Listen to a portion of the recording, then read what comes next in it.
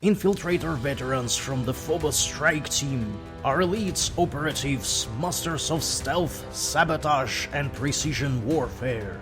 Moving like armored specters, they wield rare, master-crafted weapons, striking from the shadows before vanishing without a trace. These seasoned warriors outmaneuver foes many times their size, blending overwhelming firepower with tactical brilliance to ensure swift and decisive victories.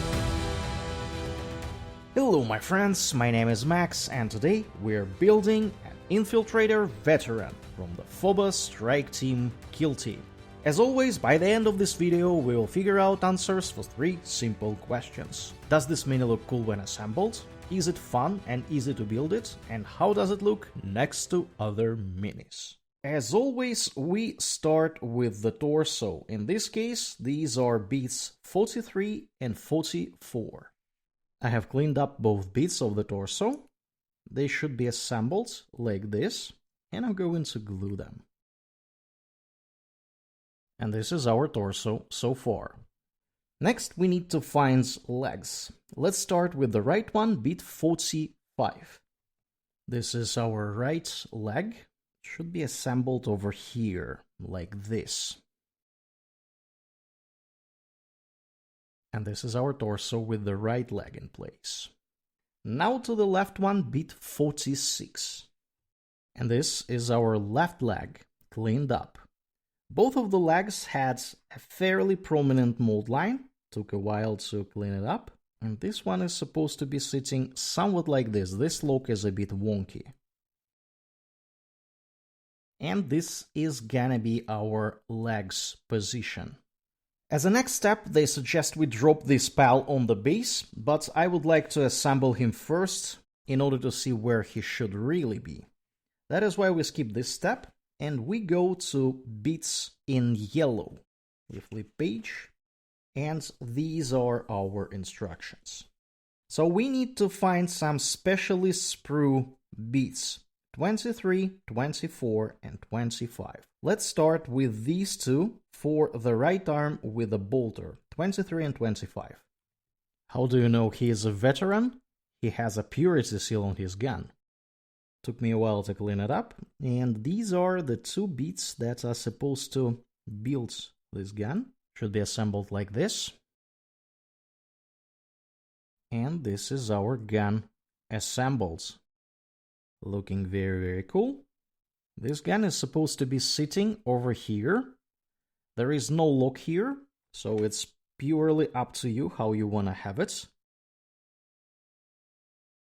And I am going to keep it like this, with this kind of angle. Next, let's find the left hand with the knife, B24. This is our left hand with a sharp knife. Should be assembled somewhat like this. I think he is holding the knife like this, in this position, and I'm going to glue it. And this is my pal with the knife. Looking incredibly cool. Next, we need to assemble the backpack, 53 and 54. These are my backpack beats. They are supposed to be assembled like this to make an infiltrator backpack, not to mix with the incursor backpack, which has a small camera. And this is our backpack. The backpack is supposed to be sitting like this.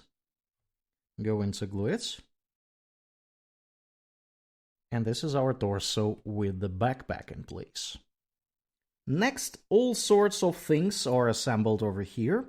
Let's start with the hat B33. This is a very specific hat.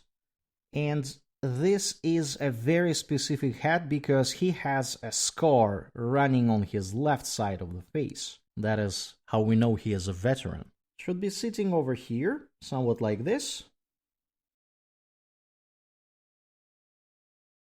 And this is how our pal looks with the knife.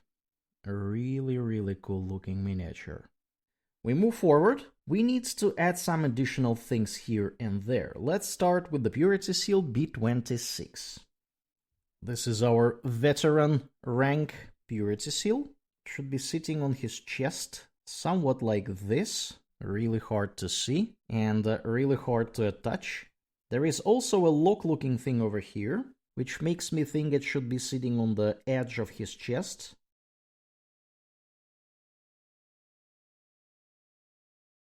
So this is my position of this purity seal. Piece of advice, you might want to attach it before you attach the right hand. Otherwise, it might be challenging to put in place. Anyways, this looks good enough for me. Next, let's attach the shoulder pad 52. This is our infiltrator shoulder pad with very specific shape. Should be sitting over here on his left shoulder. And this is our pal with the shoulder pad in place. Next, pistol holster 78. This is our pistol holster. Should be sitting over here along these lines. And this is my pistol holster in place. Looking very, very cool. Next, we are supposed to attach this knife scabbard 81. However, the problem is that I have already used both of these 81s in my kit. So I will have to attach bit 82 with two knives. The 81 has one knife missing over here. I don't think this is gonna be super bad, but he will have more knives than scabbards in the end. So this is my scabbard 80 instead of 81. Should be sitting over here along these lines. I'm going to glue it. And these are my knives in place. Very, very cool. We are done with these instructions and we have arrived to this result. However, we still can add some grenades, and that is what we're gonna do. Since our pal has a purity seal on the right side of his chest, we're gonna add grenades only to the left side. These are my tiny grenades. They should be sitting on his chest, somewhat like this. And that is how my grenades are looking like here. Very, very cool. And now it is time to drop him on a base. We have a 32mm base here. And that is our miniature, my friends. It took me roughly half an hour to assemble it.